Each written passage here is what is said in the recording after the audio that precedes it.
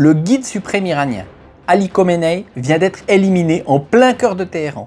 C'est un séisme géopolitique d'une magnitude absolue. Le Moyen-Orient tout entier retient son souffle et le monde politique s'affole. Alors, face à une attaque aussi existentielle contre le régime des Mollahs, le monde entier s'attendait à une réaction marquée de l'allié stratégique numéro 1 de l'Iran, la Russie de Vladimir Poutine. On s'attendait à ce que l'ours russe sorte ses griffes, menace de représailles nucléaires, déploie ses flottes ou au minimum verrouille l'espace aérien iranien avec son fameux système S-400. Mais est-ce que vous savez ce qu'a fait Moscou pour défendre son allié le plus crucial? Il a envoyé une lettre, une petite lettre de condoléances, un simple bout de papier. Bienvenue dans ce qu'on pourrait appeler le syndrome du protecteur absent. Pendant des décennies depuis la guerre froide, Moscou s'est vendu aux dictatures, aux régimes autoritaires et aux pays non alignés comme alternative à l'Occident. Le discours était séduisant, contrairement aux Américains qui vous font des leçons de morale sur les droits de l'homme. Nous, les Russes, on fait du business. On vous vend des armes, on vous protège à l'ONU et on ne vous lâche jamais. Alors, c'était une belle plaquette commerciale, mais aujourd'hui, dans les faits, le parapluie militaire russe n'est pas seulement troué, il se désintègre. Tout le monde vient de se rendre compte que Moscou est tellement embourbé sur le front ukrainien qu'il est physiquement, économiquement et militairement incapable de protéger qui que ce soit d'autre qu'elle-même. Mais détrompez-vous, cette grande arnaque stratégique, elle date pas de la guerre de l'Ukraine. C'est une méthode historique profondément ancrée dans la diplomatie du Kremlin.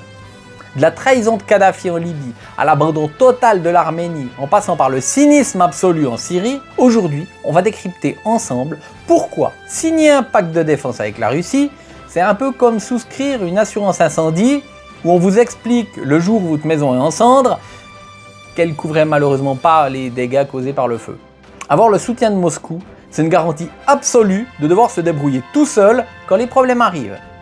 Installez-vous, prenez des notes, on plonge dans les coulisses de la pire alliance du monde.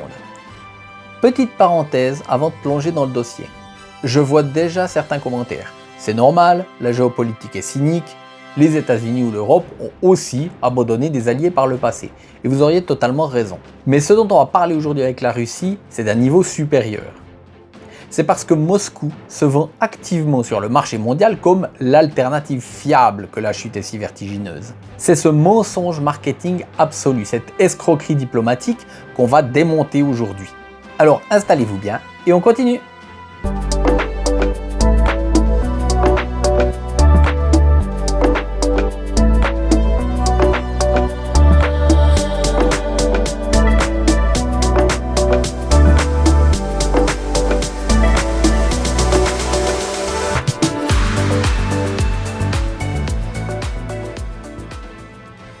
Salut, c'est Peanut et bienvenue sur cette nouvelle vidéo.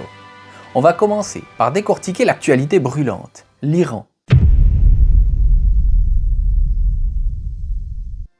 Pour comprendre l'ampleur de la trahison russe envers Téhéran, il faut regarder les comptes.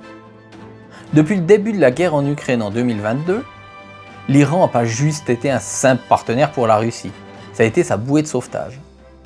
Quand l'armée russe manquait cruellement de munitions et se faisait humilier sur les champs de bataille, qui a fourni des milliers de drones kamikazes Shahed? L'Iran.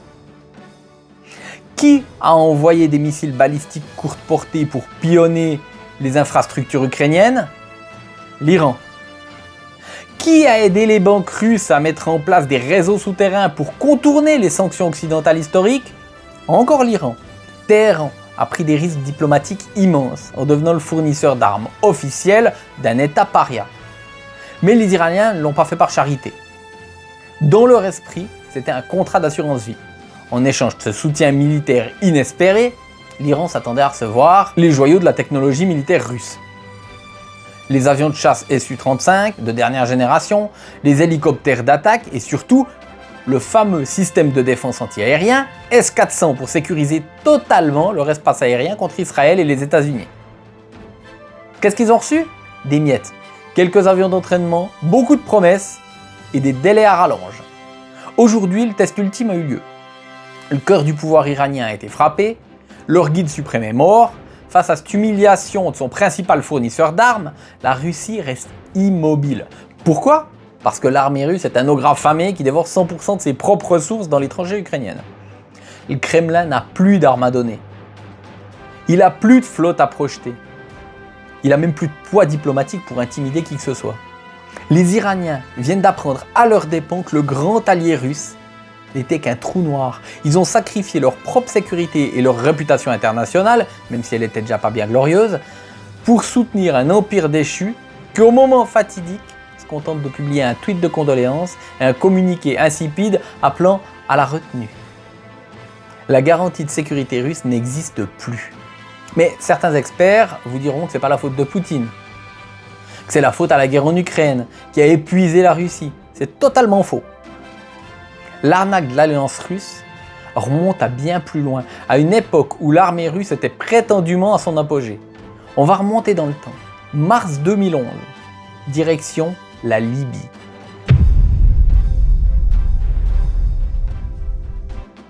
À l'époque, Mouammar Kadhafi dirige le pays d'une main de fer depuis plus de 40 ans. Sur le papier, Kadhafi est le client rêvé pour Moscou. La Libye achète pour des milliards et des milliards de dollars de matériel militaire russe, des fusils d'assaut Kalachnikov, des chars T-72, des systèmes de missiles, des avions. Moscou et Tripoli sont tellement proches que Vladimir Poutine y est reçu en grande pompe en 2008 sous une des célèbres tentes bédouines libyennes pour signer des accords énergétiques et militaires massifs. Kadhafi efface même une dette de l'ère soviétique en échange de nouveaux contrats d'armement. On parle d'un partenariat hyper blindé. Puis vient le printemps arabe. Une rébellion armée éclate à Benghazi. Kadhafi menace de massacrer son propre peuple. La France, le Royaume-Uni et les États-Unis saisissent le Conseil de sécurité des Nations Unies pour faire passer la fameuse résolution 1973. L'objectif ? Instaurer une zone d'exclusion aérienne. Concrètement, ça veut dire donner l'autorisation à l'OTAN d'aller bombarder l'armée de Kadhafi pour l'empêcher de voler. La Russie est membre permanent du Conseil de sécurité. Elle possède le droit de veto. Elle n'a qu'à lever la main et dire « niet » et toute l'opération militaire occidentale s'arrête net. Elle a le pouvoir absolu de sauver son client et allié le plus lucratif du continent africain. Qu'est-ce que fait le président russe ? À l'époque, c'était Dmitri Medvedev. Rien du tout, il s'est abstenu. La résolution passe, l'OTAN détruit l'armée libyenne. Le régime s'effondre et Kadhafi finit assassiné dans un caniveau. Pourquoi une telle trahison ? Parce qu'à ce moment précis, Moscou jouait une autre partie d'échecs. Medvedev cherchait à faire un reset, une remise à zéro de ses relations avec l'administration américaine de Barack Obama pour obtenir des concessions économiques et une entrée dans l'Organisation mondiale du commerce. Kadhafi a littéralement été sacrifié sur l'autel de la diplomatie internationale. C'est la première grande leçon du syndrome du protecteur absent. Moscou n'a aucune idéologie de la loyauté. Un allié, c'est qu'une monnaie d'échange. La Russie privilégiera systématiquement ses propres intérêts géopolitiques immédiats avec l'Occident ou la Chine, quitte à jeter ses meilleurs clients sous un bus de l'OTAN. Mais je vous vois venir. Vous allez me dire, Kadhafi c'était juste un gros client, il n'avait pas signé de traité de défense mutuelle. Alors, c'est totalement vrai. Donc, prenons le cas d'un pays qui avait signé ce fameux traité avec les Russes, l'Arménie. Petit pays du Caucase et membre fondateur de l'OTSC, l'Organisation du Traité de Sécurité Collective. Retenez bien ce nom. L'OTSC, c'est l'OTAN de Vladimir Poutine. C'est une alliance militaire regroupant la Russie, la Biélorussie, l'Arménie et plusieurs pays d'Asie centrale. Dans cette alliance, il y a l'article 4. C'est le miroir exact de l'article 5 de l'OTAN. Si un État membre est attaqué sur son territoire souverain, tous les autres États de l'Alliance ont l'obligation légale et militaire d'intervenir pour le défendre. Pendant des décennies, l'Arménie a basé toute sa stratégie de survie nationale sur ce bout de papier. Ils ont accueilli des bases militaires russes. Ils ont confié la surveillance de leurs frontières au FSB. Ils ont acheté des armes russes. Ils étaient des vassaux parfaits. En 2020, la guerre éclate avec l'Azerbaïdjan voisin pour le contrôle de la région disputée du Haut-Karabakh. L'Azerbaïdjan, soutenu massivement par la Turquie, déploie des drones Tar-Bakhtar et des tactiques modernes qui pulvérisent les défenses arméniennes obsolètes. L'Arménie est en train de se faire massacrer. Le premier ministre arménien, Nikol Pachinian, prend son téléphone et appelle le Kremlin en urgence. Il invoque l'OTSC. Il demande l'activation de l'article 4. Sauvez-nous, on est attaqué, au secours! La réponse de Poutine, le vide intersidéral. Des arguments juridiques affligeants. Alors Moscou a expliqué cyniquement que le Haut-Karabakh n'est pas le territoire souverain de l'Arménie, donc ils n'ont pas à intervenir. La Russie se contente d'envoyer des soi-disant soldats de la paix qui vont servir de simple pot de fleurs. Mais le pire arrive en septembre 2022 et en 2023. L'Azerbaïdjan ne s'arrête pas au Karabakh. Il commence à bombarder directement le territoire souverain et incontesté de l'Arménie. Là, l'article 4 est indiscutable. L'Arménie demande à nouveau l'aide de l'armée russe et là, encore une fois, silence radio. L'Arménie perd tout sous le regard lâche et indifférent de son pseudo-protecteur. La vraie raison de cette trahison est d'un cynisme écœurant. La Russie, frappée par des sanctions occidentales à cause de l'Ukraine, avait désespérément besoin de la Turquie, alliée de l'Azerbaïdjan, pour exporter son pétrole et faire transiter des marchandises illégalement. L'Azerbaïdjan devenait également un hub gazier majeur. Face à ses intérêts économiques vitaux, l'Arménie pauvre et isolée ne pesait plus rien. Moscou a déchiré son propre traité de défense devant les caméras du monde entier. L'OTSC ne vaut rien. Oui, alors là, dans les commentaires, les pro-russes sont déjà en train de taper frénétiquement sur leur clavier. Oui, mais attends, et la Syrie? En 2015, l'armée russe est intervenue massivement pour sauver le président Bachar al-Assad. Poutine est le seul chef d'État qui défend ses amis, blablabla. Alors parlons de la Syrie.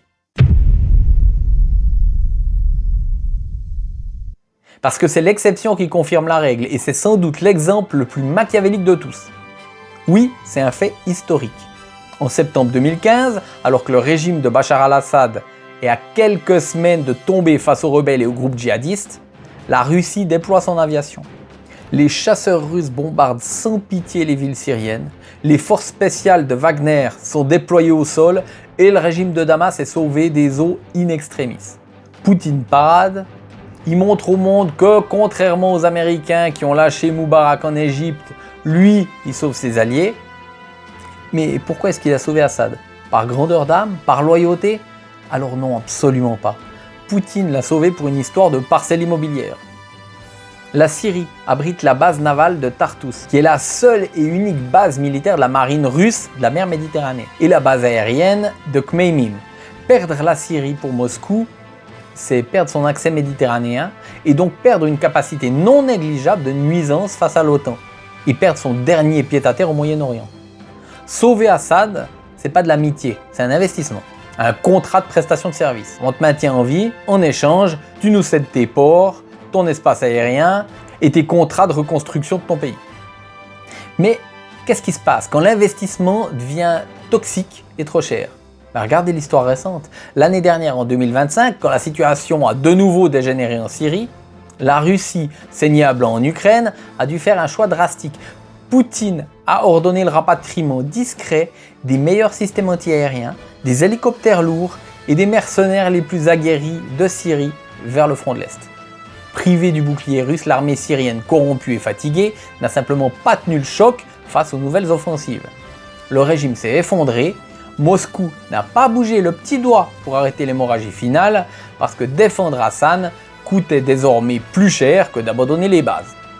C'est la leçon finale. La Russie ne vous protège pas. La Russie investit en vous uniquement tant que votre rentabilité géopolitique est supérieure au coût des bombes qu'elle doit larguer pour vous sauver. Mais croyez pas que le syndrome se limite au Moyen-Orient ou aux frontières russes. Traversons l'Atlantique, direction le Venezuela. Pendant des années, Nicolás Maduro a été un des plus fervents supporters de Vladimir Poutine. La Russie a injecté des milliards de dollars dans le pays, a vendu des avions de chasse, a même envoyé ses mercenaires pour faire la garde rapprochée du président vénézuélien. Sur le papier, Caracas, c'était la forteresse intouchable de Moscou en Amérique du Sud. Et puis on arrive au 3 janvier 2026. Les États-Unis de Donald Trump déclenchent l'opération militaire Absolute Resolve. En pleine nuit, des frappes américaines s'abattent sur Caracas, suivies des assauts héliportés massifs. Les forces spéciales américaines capturent littéralement le président d'un État souverain, allié de la Russie, Nicolás Maduro, et son épouse. Aujourd'hui, Maduro est en prison à New York, poursuivi pour narcoterrorisme. Où était le grand bouclier russe pendant cette attaque? Où étaient les mercenaires et le système de défense qui était censé protéger l'espace aérien vénézuélien? Nulle part. Pendant que Maduro se faisait exfiltrer, menotter et envoyer dans un centre de détention à Brooklyn, la Russie a brillé par son absence totale.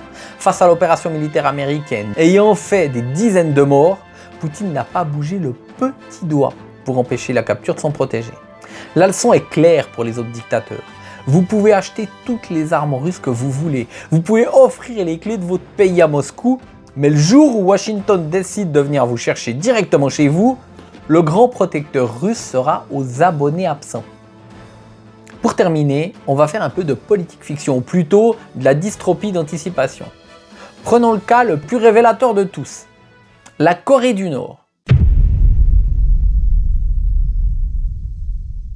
Souvenez-vous, en juin 2024, Vladimir Poutine s'est rendu à Pyongyang en grande pompe.